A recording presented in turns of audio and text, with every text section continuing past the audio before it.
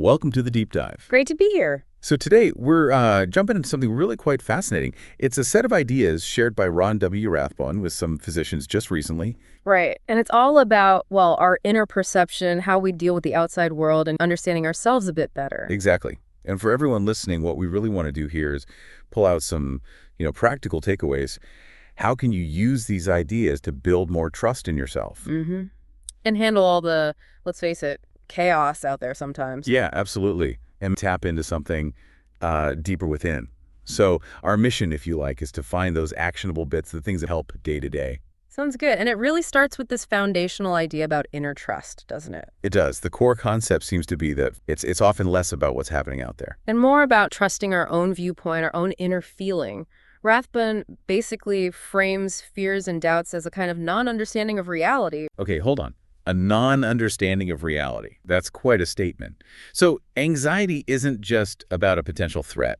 Not necessarily, or not just that. It's suggesting the feeling itself might stem from an internal disconnect, a lack of grounding in our own perception. Which puts the power back in our court, so to speak. Absolutely. It's about shifting the foundation. The teaching really pushes for basing your life, your choices on your own inner sense. Rather than constantly looking outward for cues or validation. Exactly. Relying less on, the external world's signals, which can be confusing or even plain wrong sometimes. It's an internal recentering. Okay. And this leads to this idea of an inner detachment zone. Sounds intriguing. Like a safe room in your mind. Yeah, it's described as this personal zone within your mind that's ideally free from all the social noise, the opinions, the pressures. So how do you access it? By deliberately turning your attention inward. The idea is when you go there into that mental sanctuary, you can start to accept your deeper self. Without needing someone else to say it's okay. Precisely. That self-acceptance, built in that quiet inner space, is where real inner trust grows, independent of external approval. Right. Creating some mental breathing room. Yeah. Finding that authentic self beneath the layers of expectation. Makes sense. Mm-hmm. But, okay, here's the tough part, isn't it? We build this inner sanctuary, but we still have to live and work in, as the source puts it, a socialized outside world that is in disarray. That tension feels very real. Oh, absolutely. I think everyone feels that. It's a universal struggle. So what's the advice there? You can't just hide in your inner zone forever. No, and the teaching acknowledges that. It stresses you can't really live only in the external world if it feels chaotic or out of sync with you. Okay. So the guidance is more about consciously, deliberately relaxing back into that feeling of you, of your own core self. And focusing. And focusing on identifying the areas where you do have some control, your own reactions, your own choices, your inner state. That's where you can exert influence. Okay, so instead of trying to fix the whole messy outside world. Which is often impossible. Right. You focus on building inner stability first. Exactly. It always starts from within. Now, the source material also gets into the weeds a bit on mind, intellect, and feeling, how they're different. This feels important. It is a key distinction. Think of it like this. The intellect deals more with raw feeling, the basic experience of pleasure or pain. Like touching something hot. That's intellect and feeling. Yeah, the sensation itself. The mind processes feeling as emotion. It's our interpretation, our story about the pleasure or pain. Ah, okay. So the mind feels about things, the intellect just feels the things themselves. That's a good way to put it. And this helps explain why we naturally try to avoid negative emotions, the mind's interpretation of difficult circumstances or physical pain. Right. The mind is like, nope, don't want that feeling. But the teaching suggests we have more control than we think. Especially over our emotional reactions. It mentions our chemistry. Precisely. While we might not control the initial trigger, the external event, or the raw physical sensation, we can influence our internal response. The harmony or lack thereof within our mind directly affects our body's chemistry. A balanced mind helps create a balanced body. Like the mind is conducting the body's internal orchestra. That's a great analogy, fine-tuning it. Okay, and this ties into the idea of detachment again.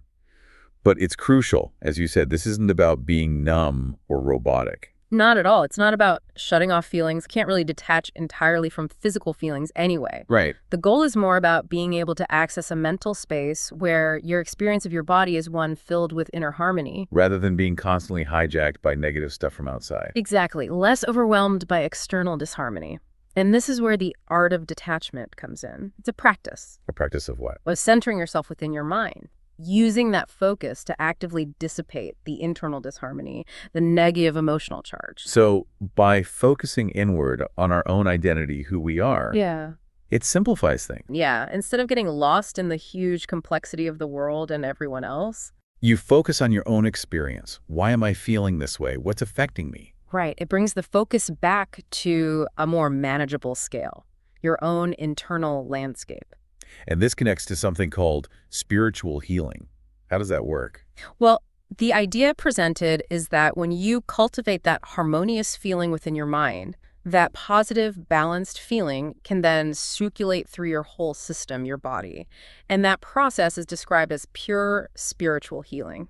Interesting. So it's like the mind generating a positive energy that flows through the body, That seems to be the concept. It links to what they call the spiritual side of medicine. meaning positive emotions can actually help us feel better physically, even trigger self-healing. That's the implication, that our emotional state, managed by the mind, plays a real role in our physical well-being. It's a strong mind-body connection idea.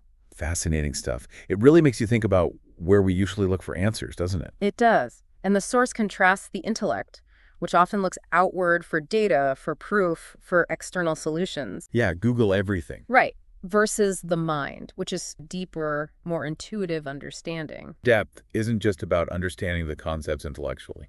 It's more about the state of your own inner mind.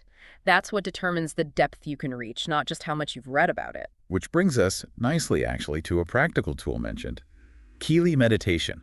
Yes, this is presented as a specific method, a technique to help actively dissolve that internal disharmony we talked about. A way to practice the art of detachment. Exactly. It's positioned as a tool for learning and applying that skill. Rathbun even mentioned a Kelee meditation app for guided practice. So something concrete people can explore if they're interested. A way to start putting these ideas into practice in daily life. Okay, so wrapping this up. This deep dive into Ron Rathbun's insights, originally for physicians, but relevant for, well, anyone. Pretty much anyone navigating life. Yeah.